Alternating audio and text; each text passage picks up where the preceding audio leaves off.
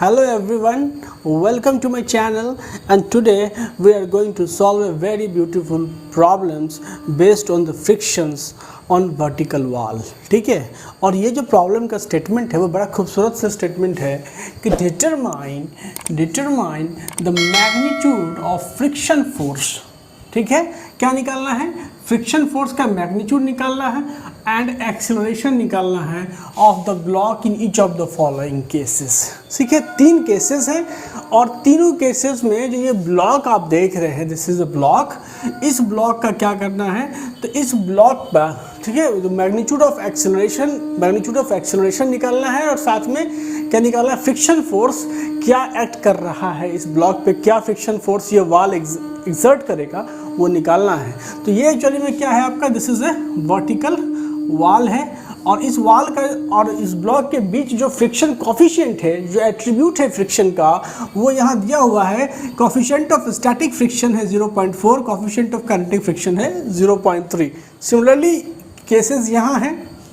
यहाँ पे ब्लॉक का वेट 5 kg है, 500 न्यूटन का फोर्स हॉरिजेंटली अप्लाई किया जा रहा है. ठीक है, और इन दोनों कॉन्टैक्ट सरफेस का जो फ्रिक्शनल एट्रीब्यूट है वो है coefficient of static friction, coefficient of kinetic friction. और यहाँ पे एक फोर्स जो है वो हॉरिजेंटल के साथ 37 डिग्री का एंगल बनाते हुए इस ब्लॉक पे अप्लाई किया जा रहा है.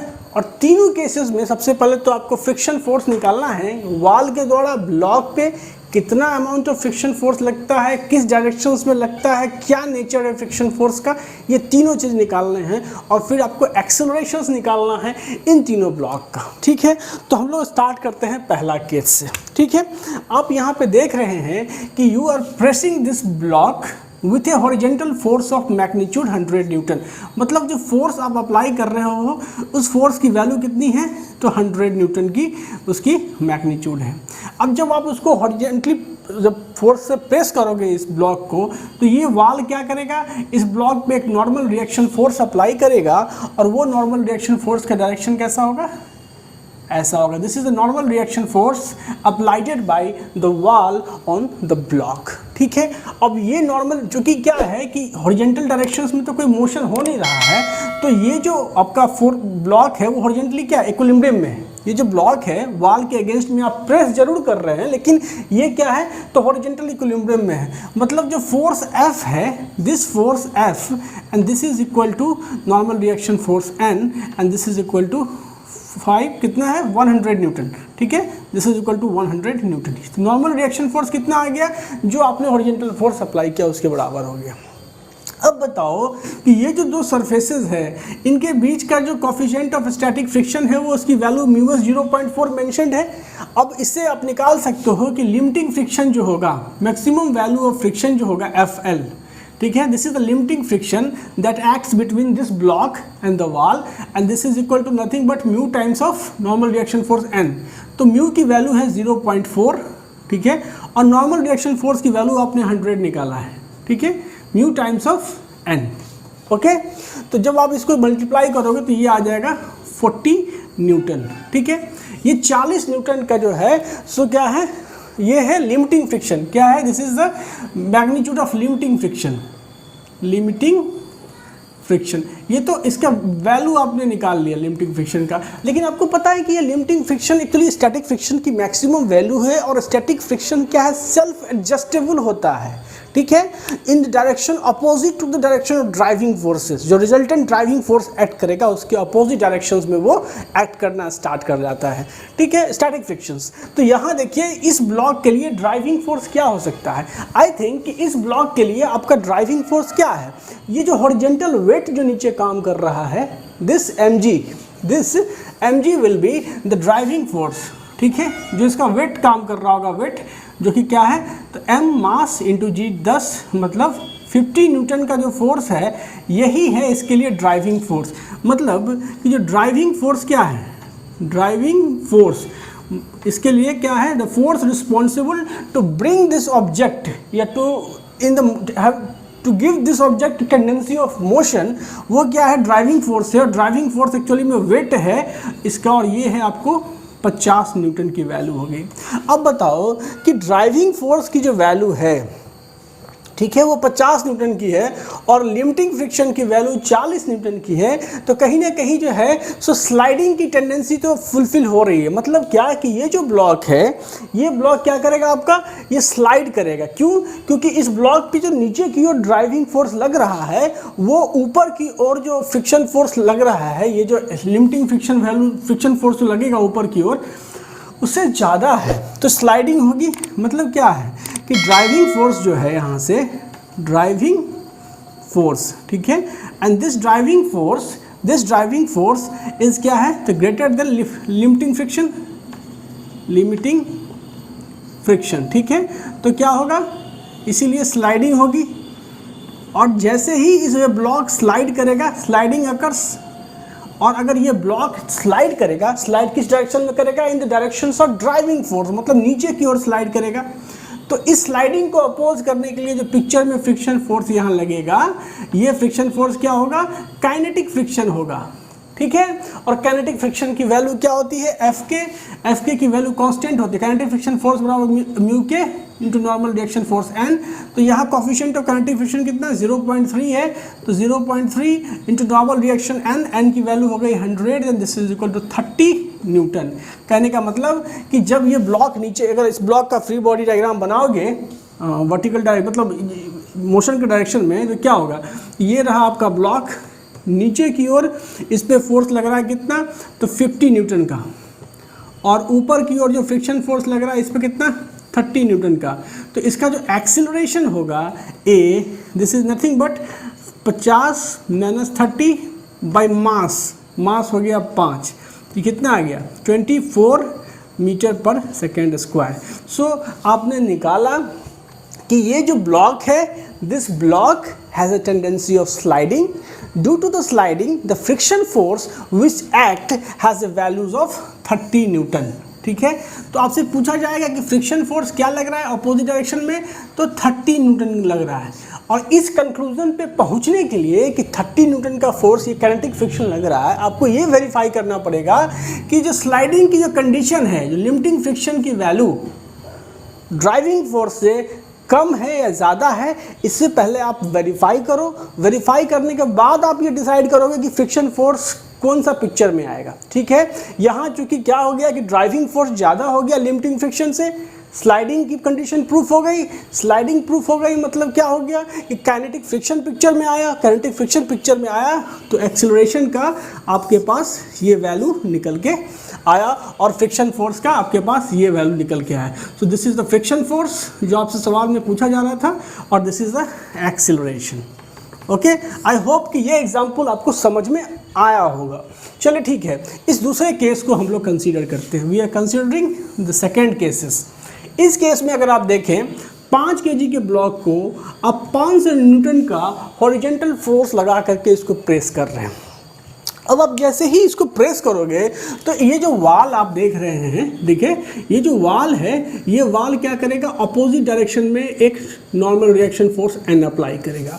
और चूंकि आपका जो ब्लॉक है, ठीक है, और वाल के साथ क्या है, ये इक्विलिब्रियम में है, क्योंकि इसका इधर की ओर कोई मोशन होना नहीं है, तो नहीं होना है तो फोर्सेस क्या होंगे, काउंटर बैलेंस होंगे। मतलब आप लिख सकते हो कि 5 जो फोर्स आपने अप्लाई किया F, जो कि आपको कितना है 500 न्यूटन का है, and this is equal to normal reaction force N, ठीक है, ये क्लियर कट हो गई। तो अब ये बताओ तुम कि जब नॉर्मल रिएक्शन फोर्स निकल गया तो इस दोनों कॉन्टैक्ट सरफेस का जो लिमिटिंग फ्रिक्शन फोर्स की वैल्यू क्या है, FL की वैल्यू क्या है, मतलब लिमिटिंग फ्रिक्शन। और ऐसा मैं क्यों निकाल रहा हूँ, क्योंकि मैं देखना चाहता हूँ कि जो ड्राइविंग फोर्स है, ड्राइविंग फोर्स क्या है इस केस में, इसका वेट जो mg नीचे की ओर एक्ट करेगा, this mg will be the driving force. ये जो नीचे mg एक्ट करेगा 50 न्यूटन का, यही है ड्राइविंग फोर्स, याद रखिए, this is the driving force. Driving force क्या होता है, मोशन की डायरेक्शन में, और मोशन इसका क्या होना है, पैरेलल टू द वॉल। तो ये रहा आपका ड्राइविंग फोर्स 50 न्यूटन का। अब आपको देखना है कि ये जो ड्राइविंग फोर्स है ये लिमिटिंग फ्रिक्शन फोर्स से कितना ज़्यादा है, कम है या ज़्यादा है, पहले आपको ये वेरीफाई करना होगा। तो अब आप क्या करोगे, सिंपली लिमिटिंग फ्रिक्शन फोर्स की वैल्यू कैलकुलेट करो। तो this is nothing but mu times of normal reaction force and mu S की वैल्यू 0.4 है, और आपको जो नॉर्मल रिएक्शन फोर्स की वैल्यू आपने 500 न्यूटन निकाल रखा है, तो ये रहा 500, तो ये आ गया आपको कितना 200, ठीक है, 200 न्यूटन का आपको आ गया लिमिटिंग फ्रिक्शन फोर्स की वैल्यू। अब क्या हो रहा है कि लिमिटिंग फ्रिक्शन फोर्स, ये जो ड्राइविंग फोर्स की जो वैल्यू है 50 न्यूटन से ज़्यादा है, ठीक है। क्या ज़्यादा हो गया कि लिमिटिंग फ्रिक्शन फोर्स जो है FL, ठीक है, इसकी वैल्यू क्या है, ज़्यादा है किससे, तो ड्राइविंग फोर्स से। ड्राइविंग फोर्स जो कि कितना वैल्यू है इसका वैल्यू है 50 न्यूटन जो वेट है। ड्राइविंग फोर्स क्या है, वेट है, ठीक है। तो अब ये कंडीशन क्या कह रहा है, ये कह रहा है कि भाई लिमिटिंग फ्रिक्शन फोर्स ज़्यादा हो गया, ड्राइविंग फ्रिक्शन फोर्स कम हो गया, मतलब मोशन की टेंडेंसी तो गई, मोशन अब नहीं होना है, मतलब there will be no sliding. क्या होगा, there will be no sliding of block. तो ब्लॉक जब स्लाइड ही नहीं करेगा, there will be no sliding of block parallel to the wall, तो जब ब्लॉक स्लाइड ही नहीं करेगा, रेस्ट में रहेगा, तो उसका एक्सेलरेशन तो सीधे आप लिख दोगे 0। लेकिन फिर फ्रिक्शन फोर्स की वैल्यू क्या लिखोगे, फ्रिक्शन फोर्स, ये लिमिटिंग फ्रिक्शन फोर्स टपक से मत लिख दीजिएगा। ये लिमिटिंग फ्रिक्शन फोर्स क्या है, ये मैक्सिमम स्टैटिक फ्रिक्शन है। ये क्या है, this is the maximum static friction, okay, maximum static friction है ये, ठीक है, फ्रिक्शन है। लेकिन क्या है कि आपका जो ड्राइविंग फोर्स है ये तो इसकी वैल्यू से कम है, और स्टैटिक फ्रिक्शन की प्रॉपर्टी है कि वो सेल्फ एडजस्टेबल होता है। सेल्फ एडजस्टेबल होता है मतलब क्या चीज़, कि अगर ड्राइविंग फोर्स 50 न्यूटन का लग रहा है, ठीक है, तो स्टैटिक फ्रिक्शन फोर्स जो है सो क्या करेगा, अपोजिट डायरेक्शंस में, और इतना ही मैग्नीट्यूड का ऊपर की ओर लगेगा। सेल्फ एडजस्टेबल होने का मतलब यही होता है। इसलिए फ्रिक्शन फोर्स की वैल्यू एट्रीब्यूट हो गया स्टैटिक फ्रिक्शन, और इसकी वैल्यू कितनी हो गई, तो जो ड्राइविंग फोर्स है 50 न्यूटन।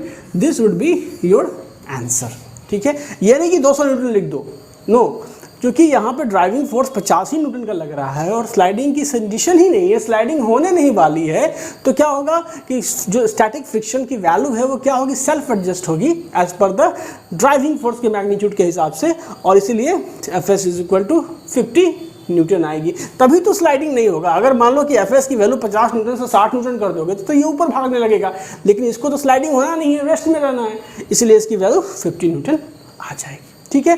तो ये केस भी आपने सॉल्व कर लिया सक्सेसफुली। चलिए एक तीसरा केस देखते हैं। ये तीनों केसेस को डालने का मतलब है क्योंकि प्रॉब्लम्स अब वन बाय वन मैं सॉल्व करूंगा तो ज़्यादा क्लियर नहीं कर पाऊंगा, क्योंकि इतना वीडियो बना पाना मुश्किल है, and that's why I am trying to solve this in different cases, ठीक है।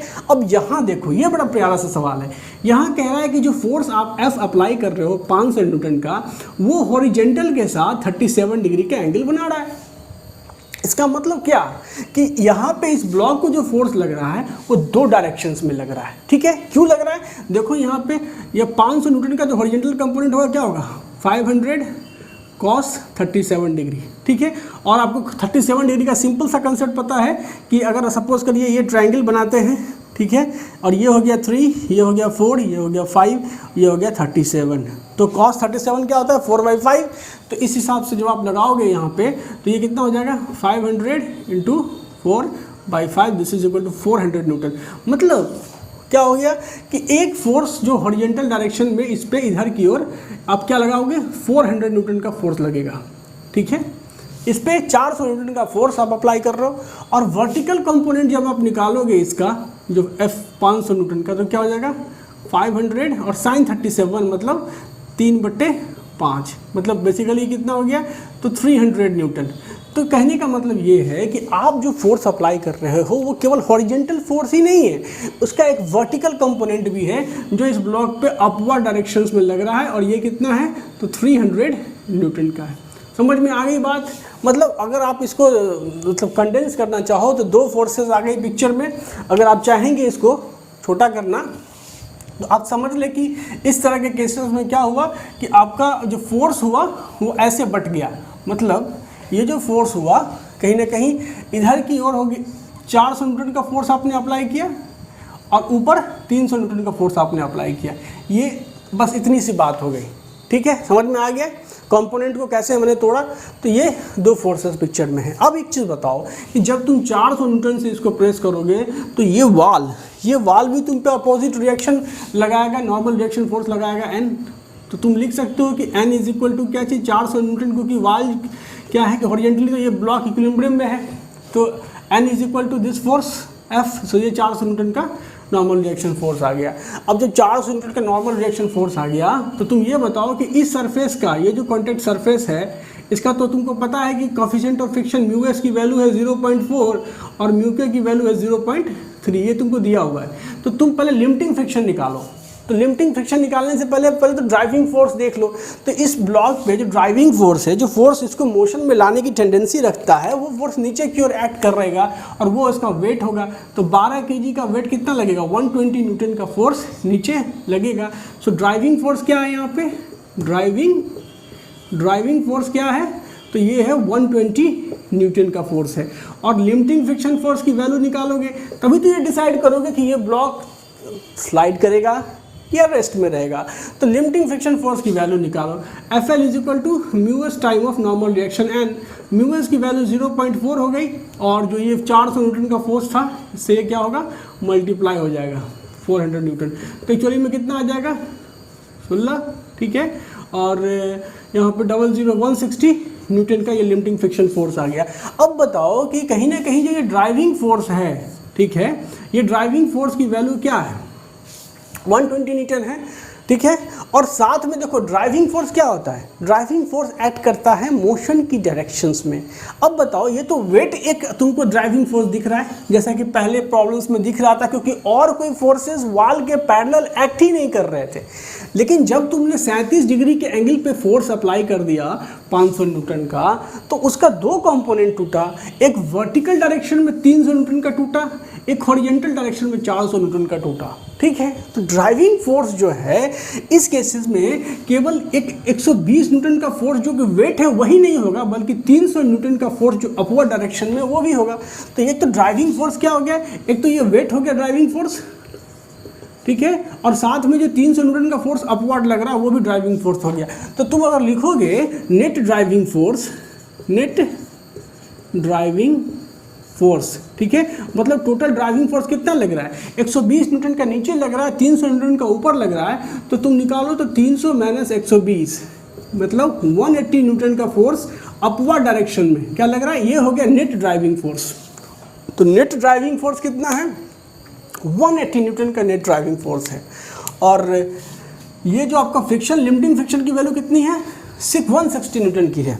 तो कहीं ना कहीं आप ये फिगर आउट कर पा रहे हैं कि जो नेट ड्राइविंग फोर्स है, जो अपवर्ड डायरेक्शन में आपका 180 न्यूटन का फोर्स लग रहा है, वो क्या है, वो ज़्यादा है लिमिटिंग फ्रिक्शन फोर्स से, मतलब स्लाइडिंग की कंडीशंस मीट हो रही है। क्या मतलब हो गया कि जो नेट ड्राइविंग फोर्स है, ये क्या हो गया, इसको नेट, जो ये नेट ड्राइविंग फोर्स है, नेट ड्राइविंग फोर्स, ठीक है, जो बेसिकली 180 न्यूटन का है, and this is greater than limiting friction force FL, जिसकी वैल्यू कितना निकाला है आप, तो 160 न्यूटन, ठीक है।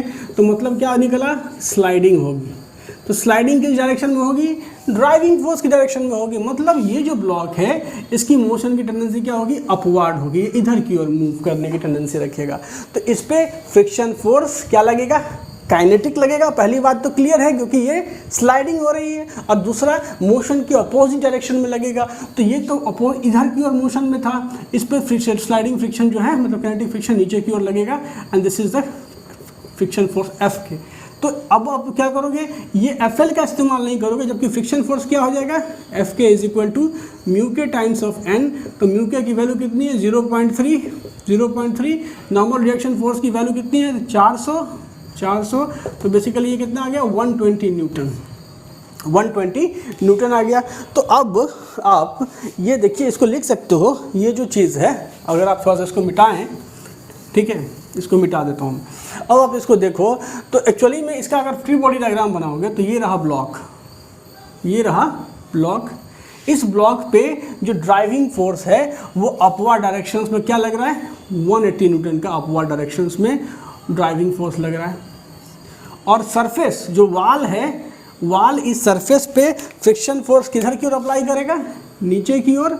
और ये क्या है, फ्रिक्शन फोर्स Fk है, जिसकी वैल्यू है 120 न्यूटन। ये जो Fk है वो क्या है, this is a friction force, applied by the wall. और ये क्या काइनेटिक फ्रिक्शन है, this is the kinetic friction, kinetic friction applied by wall, ठीक है, अप्लाइडेड बाय वॉल ने 120 न्यूटन का काइनेटिक फ्रिक्शन अप्लाई किया। तो इसका एक्सेलरेशन तो क्या है, इस डायरेक्शन में होना है, तो क्या लिखोगे, acceleration is equal to net force, मतलब 180 माइनस 120 बट्टा मास कितना है भाई, 12 kg का मास है, तो 60/12 मतलब 5 मीटर पर second square, and this would be the value of acceleration. ठीक है, एक्सेलरेशन की वैल्यू क्या निकली, तो एक्सेलरेशन की वैल्यू आपको निकली 5 मीटर पर सेकेंड स्क्वायर। तो ये तो एक्सेलरेशन की वैल्यू निकली। फ्रिक्शन फोर्स की वैल्यू कितनी निकली, फ्रिक्शन फोर्स की वैल्यू निकली 120 न्यूटन। ये फ्रिक्शन फोर्स एक्ट करेगा। तो ऐसे हम लोगों ने जो स्टैटिक फ्रिक्शन, लिमिटिंग फ्रिक्शन निकाला, वो इस चीज़ को एसरटेन करने के लिए हम निकालते हैं कि क्या जो ड्राइविंग फोर्स है, मतलब the force that acts along the direction of motion.